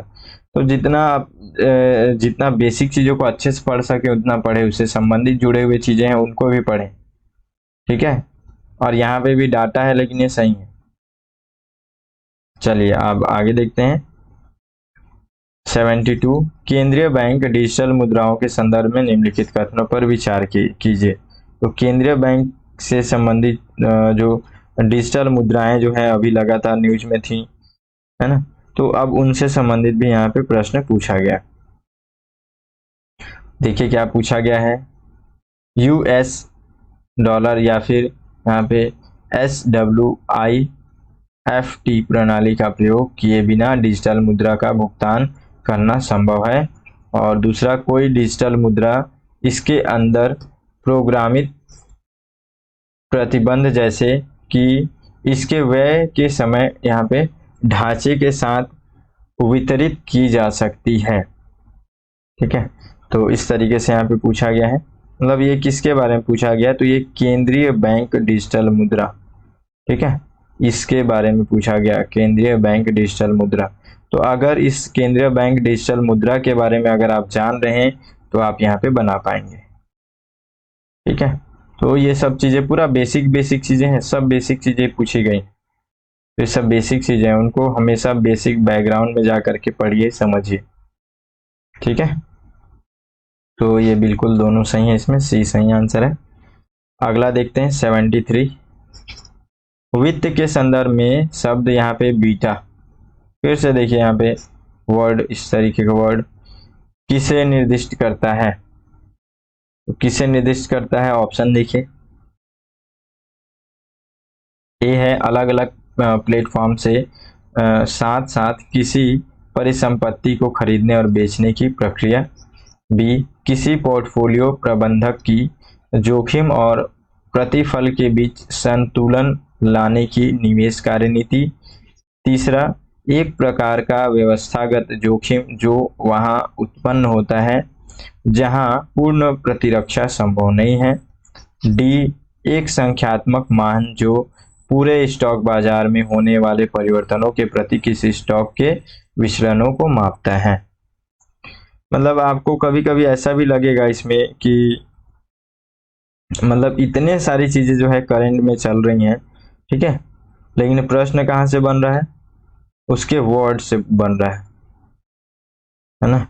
तो इस तरीके से थोड़ा सा लगता है कि मतलब इतने सारी चीजों को छोड़ करके इस तरीके से, तो ऐसा प्रश्न यही चीजें हैं कि हम लोग कितना फोकस है, समझ, जैसे कि हम लोग क्या है बीच में बहुत सारी चीजें पढ़ते रहते हैं, आप देखते हैं ये लगातार हम लोग ने इतनी सारी चीजें पढ़ दी है। अब यहाँ पे पोर्टफोलियो प्रबंधक हम लोग पढ़ के चले गए, अब यहाँ से अगर प्रश्न बन गया है तो पोर्टफोलियो प्रबंधक के संबंध में निम्नलिखित कथनों पर विचार कीजिए। इसी समझ को, इससे हम लोग समझ में आता है कि हम लोग कितना अवेयर हैं, कितना फोकस तरीके से पढ़ रहे हैं। आराम से पढ़िए, कोई दिक्कत नहीं है, हड़बड़ाने की जरूरत नहीं है। आप कोई फास्ट पढ़ने वाले उस तरीके से व्यक्ति नहीं है, ना ही आपको कोई वर्ल्ड रिकॉर्ड बनाना है। आराम से पढ़िए, आपको समझना है, जहां पे भी लगे वहां रुक जाइए, वहां रुक करके इसको समझिए अच्छे से, तब आगे बढ़िए आप। और वो यही यहाँ पे एग्जाम में भी यही चीज आपको देखा जा रहा है। ठीक है, यहाँ पे ऑप्शन यहाँ पे डी सही है।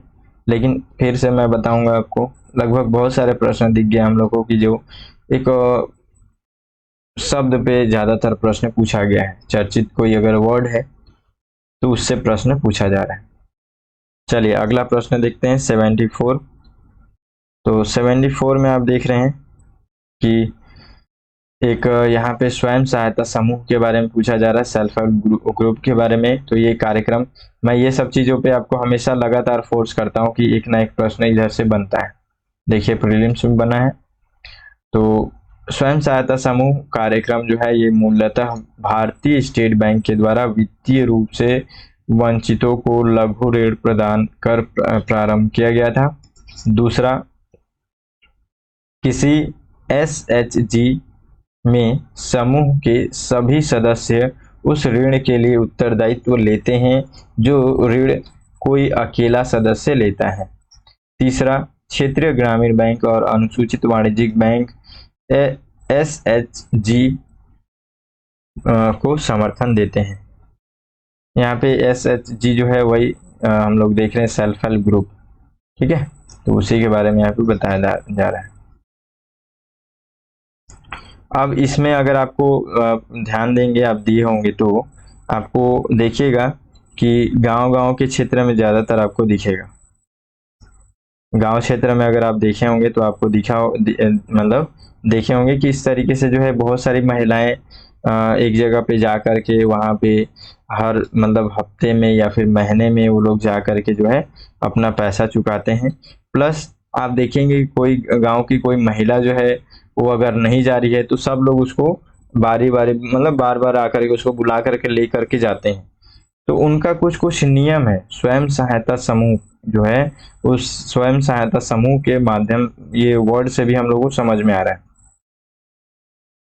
ठीक है, तो ये सब हम लोग नॉर्मली हम लोग देखते हैं, लेकिन हम लोग उसको कितना अच्छे से समझ रहे हैं, उसके बारे में कितना बेसिक चीजों को जान रहे हैं, वो इम्पोर्टेंट है। इसलिए इस तरीके का कोई भी चीजों पे थोड़ा सा यूपीएससी ज्यादा फोकस करता है। व्यवहारिक चीजें हम लोग देख रहे हैं, जान रहे हैं, गाँव के बारे में हम लोग, लेकिन हम लोग उस पर ध्यान कितना दे रहे हैं, है ना। तो इस तरीके से अब हम लोग को समझ में आ गया कि हम लोग ऐसे कुछ भी गांव से संबंधित चीजें, महिलाओं से संबंधित चीजें, ये चीजें थोड़ा सा मैं ज्यादा आपको ध्यान दिलाता हूँ, आप भी ध्यान दीजिएगा। चलिए प्रश्न को देखते हैं, प्रश्न को सॉल्व करते हैं। तो यहाँ पे जो बताया गया है कि जो सेल्फ हेल्प ग्रुप जो है, ये स्टेट बैंक के द्वारा वित्तीय रूप से वंचितों को जो है यहाँ पे उसको मतलब एक तरीके से मतलब वित्त पोषित करने के लिए खोला गया था। तो ये बिल्कुल गलत है, इसमें इस तरीके का नहीं है। ये लगभग आपको 1991-92 के समय में का बात है ये। उस समय नाबार्ड के द्वारा इसको एक तरीके से शुरुआत किया गया था। ठीक है, और एक तरीके से उस समय जो है एसएचजी आंदोलन के रूप में इसको शुरू किया गया था। ठीक है, उसके बाद से फिर 1993 में जो है ये फिर आगे चल करके जो आरबीआई है वो 1993 में, ठीक है, ये सब आंदोलन के बाद से ये इस तरीके के स्वयं सहायता समूह को बढ़ावा देने के लिए फिर आगे बढ़ता है और बैंकों में भी फिर बचत जो खाता वगैरह खोलने का भी अनुमति देता है। तो इस तरीके से जो है ये ऑप्शन गलत है, बाकी लोग ये सब सही है। ये इस तरीके की चीजें होती हैं, सभी सदस्य जो है एक दूसरे के लिए उत्तरदायी होते हैं, और इसमें फिर ये क्षेत्रीय ग्रामीण बैंक, अनुसूचित बैंक जो है वो लोग भी इसका समर्थन जरूर करते हैं। तो इसमें केवल 2 जो है सही आंसर हो जाएगा। आखिरी प्रश्न है, बस लास्ट है, झेल लीजिए थोड़ा सा, और काफी लंबा समय मैं ले लेता हूँ, लेकिन ये चीज ही उस तरीके से है कि हम लोग को थोड़ा सा आराम से ही चलना पड़ेगा, कोई दूसरा रास्ता नहीं है। अब देखिए कथन एक इसमें ये 75 का, भारत की सार्वजनिक क्षेत्र स्वास्थ्य देखभाल प्रणाली समिति निरोधक, वर्धक और पुनर्स्थापक देखभाल के साथ मुख्यतः रोगनाशक व्यवस्था पर ध्यान केंद्रित करती है। कथन 2, भारत के स्वास्थ्य देखभाल प्रदान करने के विकेंद्रीकृत उपागम के अंतर्गत राज्य प्राथमिक रूप से स्वास्थ्य सेवाओं को जुटाने के लिए उत्तरदायी है। उपयुक्त कथनों के बारे में निम्नलिखित में से कौन सा कथन सही है? फिर वैसे ही है कि कथन 1 सही है, कथन 2 सही है, कथन दोनों का व्याख्या भी सही है, सब सही है। फिर किसी में कथन सही तो है लेकिन कथन दूसरा गलत है। मतलब रीजनिंग बन गया है अब हमारा जो, ठीक है, जो पेपर 1 का जो एग्जाम है प्रीलिम्स का, वो भी लगभग रीजनिंग के जैसा मतलब फील होने लग गया है अब हम लोगों को। तो इसमें देखिए एक तरीके से जो है ये कथन 1 जो है वो गलत है, कथन दूसरा सही है। तो देखिए अब रीजनिंग के तरीके से भी आपको तैयार करना पड़ेगा कहीं ना कहीं। अब ये चीजें हम लोग को यहाँ से देखने को मिल रही है। ठीक है, तो इस तरीके से हम लोगों ने ये तीसरा पार्ट भी कंप्लीट कर लिया 75। कैसा लगा अच्छे से बताइएगा। देखिए थोड़ा बहुत हो जाता है इधर, अगर थोड़ा बहुत मिस्टेक अगर कुछ हुआ होगा तो उसको अन्यथा मत लीजिएगा, क्योंकि ये इस तरीके का प्रश्न ही होता है। हिंदी वर्ड भी डिफिकल्ट होता है तो थोड़ा सा समझने में समझाने में थोड़ा प्रॉब्लम होता है। तो बाकी चीजें हैं, मेरा जो मेन उद्देश्य था कि आप लोगों को बताऊं कि आप किस तरीके से किसी टॉपिक को कैसे अब आगे चलकर तैयारी करें, तो वो चीजें आप लोगों को मैं समझा पाया हूँ। ठीक है, तो आगे फिर अगला वीडियो जो है इसका पूरा पार्ट कंप्लीट कर दूंगा मैं, पूरा 100 प्रश्नों को हम लोग देख लेंगे। इस वीडियो को आप लोग थोड़ा प्यार दीजिए, है ना, और कमेंट करके भी बताइए, प्लस अगर सब्सक्राइब नहीं किए हैं तो कर लीजिए। और सबसे ज़्यादा इंपॉर्टेंट है कि आप लोग इसको सब पूरा लास्ट तक अगर देखे होंगे अभी तक तो एक बार ज़रूर कौन कौन देखे हैं आप लोग कमेंट करके बताइए। ठीक है, आप ही लोगों के लिए मैं ये सब चीज़ें लेकर के आ रहा हूँ, तो उस तरीके से थोड़ा सा कमेंट जरूर करेंगे आप लोग। ठीक है, मिलते हैं फिर अगले वीडियो में, तब तक के लिए जय हिंद।